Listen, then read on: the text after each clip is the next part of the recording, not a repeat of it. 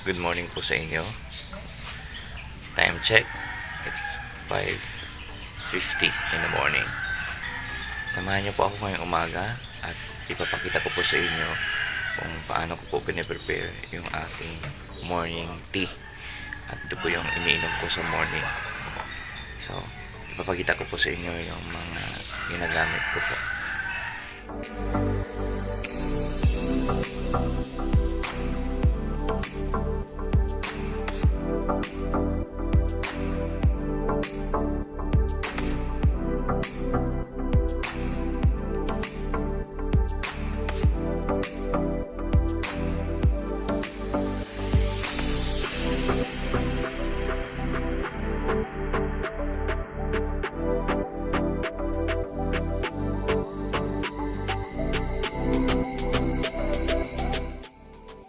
So guys, nakita nyo yung mga health benefits na pwede nyo makuha kapag uminom kayo ng Ternate Blue. So, ito po yung kanyang buto. Ito po yung pahihinugin ko para itanim naman, para maging bagong bunga.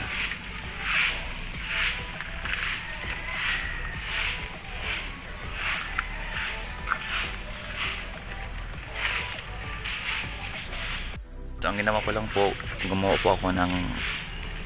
po ako ng alambre at doon ko lang po siya pinagapang, no? So tinanim ko po ito last year, mga June last year, tapos after 3 months nag-start na po siyang mamulaklak. Kaya mula po noon lagi po akong nakakainom na po ng Ternate Blue flower tea.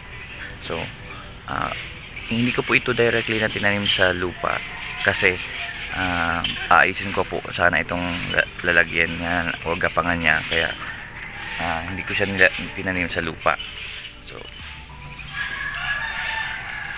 kung titingnan nyo guys, yung kanyang puno ay yung puno niya nakatanim pa rin po siya sa pulipag, kasi plano ko na pag inayos ko po itong gapangan niya, puputulin siya tapos ilipat lang siya, kasi alam ko magkakaroon ulit ng panibagong sanga pag siya ay pinutol ko at inilipat. So ito na nga guys, no, nandito na tayo sa aking tanim na Ternate Blue. Ayan, itong Ternate Blue ay kadalasang tinatawag din po na butterfly pea.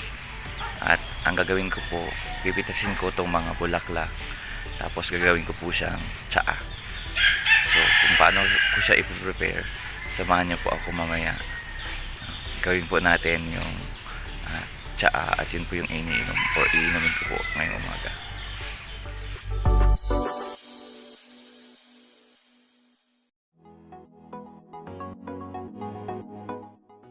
So pipitasan po tayo ng 7 piraso at ito po yung gagamitin ko para sa aking tsaa ngayong umaga.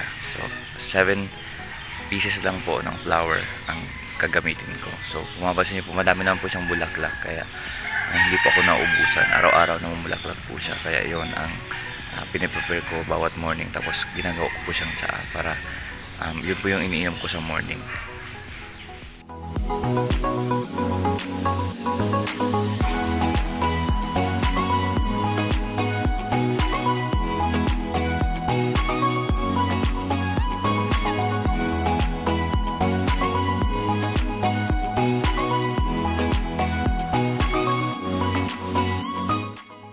So ito na guys, nakakuha na po ako ng 7 piraso lang na Ternate Blue flower, at ito po yung gagamitin ko para gumawa po ng tea. Marami po akong nakita sa online na marami po siyang health benefits, kaya nga po tinanim ko siya. So itong aking Ternate Blue na tanim ay 7 months na po siya. So nung ika-3rd month po niya, nag-start na po siyang bigay ng mga bulaklak, kaya simula po noon every morning meron na po akong nakuha ng mga flower na ginagamit ko po para maging tsaa, at yun po yung iniinom ko every morning. So teka guys, samahan nyo po, gagawin nating tsaa itong flower.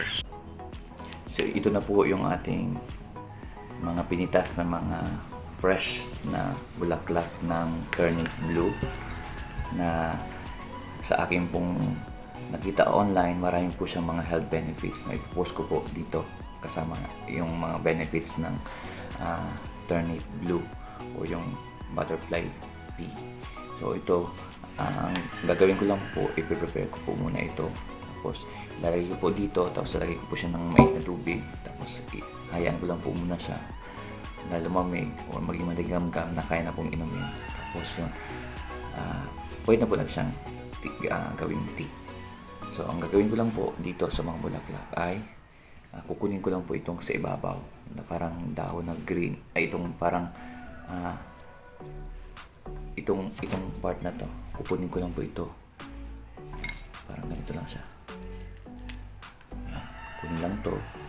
So itong mga flower. Yan. Lagay dito.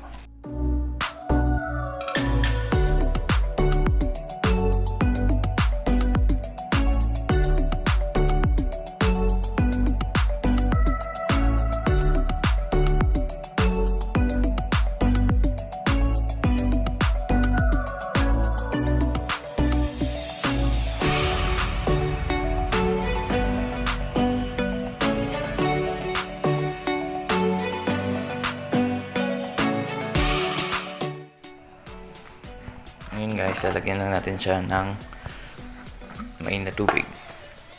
Tapos, ayan na po natin siya.